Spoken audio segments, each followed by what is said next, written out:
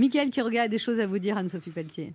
Voilà, oui, justement, oui, Anne, là, je voudrais parler un petit peu, parce que moi, je m'inquiète pour nos aînés. Alors, certains vont me dire que j'ai déjà parlé des anciens la semaine dernière, hein, ce à quoi je répondrai poliment, je fais ce que je veux. C'est comme tu t'habilles comme tu veux, parce que si tu nous demandais tout notre avis... Non, là, vous avez compris que je m'en fous. Alors, et t'as quel âge?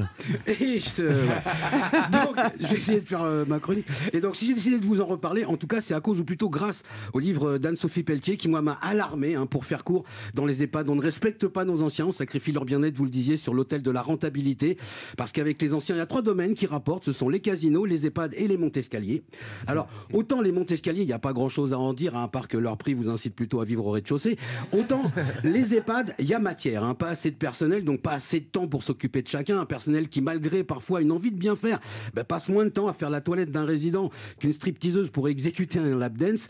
Donc tiens, d'ailleurs, un petit conseil à tous les anciens qui se sentent un petit peu délaissés, abandonnés par leurs enfants et leurs familles. Si vous voulez qu'ils vous appellent tous les jours, empruntez-leur du fric. Non, croyez-moi, s'ils vous appellent pas parce qu'ils vous aiment, ils appelleront parce qu'ils aiment leurs sous. Ils vont plus vous lâcher la grappe, vos gamins. Il n'y a pas assez de respect pour les aînés, mais en revanche, certains ont parfois de l'intérêt, hein, pour les vieux, pour peu qu'il y ait un peu de patrimoine.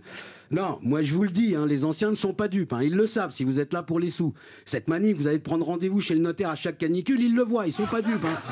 Donc tout ça, moi, ça m'a inquiété parce que comme tout le monde, hein, comme vous, comme nous tous, on vieillit. Et un jour ou l'autre, après la lecture du livre, moi j'ai frémi, quoi, à l'idée de ce qui nous attendait si on n'y changeait rien. J'étais en panique, les mains moites, une envie de hurler, vous voyez, un peu comme quand on a annoncé à Anne Roumanoff qu'il n'y avait plus de Kinder Bueno dans le distributeur. Ou hurler, comme quand Jérémy Lorca arrive avec un nouveau pull, en pleurant qu'il a toujours pas de mec, alors qu'en général, ceci explique cela.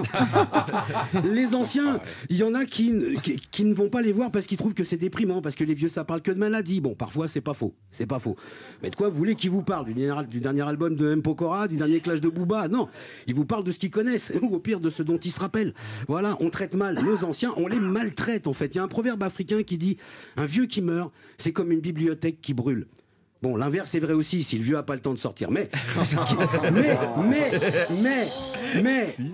ce que ça nous dit, c'est qu'ils ont tellement de choses à nous apprendre. Malheureusement, même si on a conscience qu'ils recèlent des trésors d'expérience, on n'écoute pas les anciens. Et c'est dommage parce que ce soit la guerre, que ce soit le mariage, que ce soit regarder TF1, bref, quelle que soit la connerie que vous apprêtiez à faire, ils l'ont fait avant vous.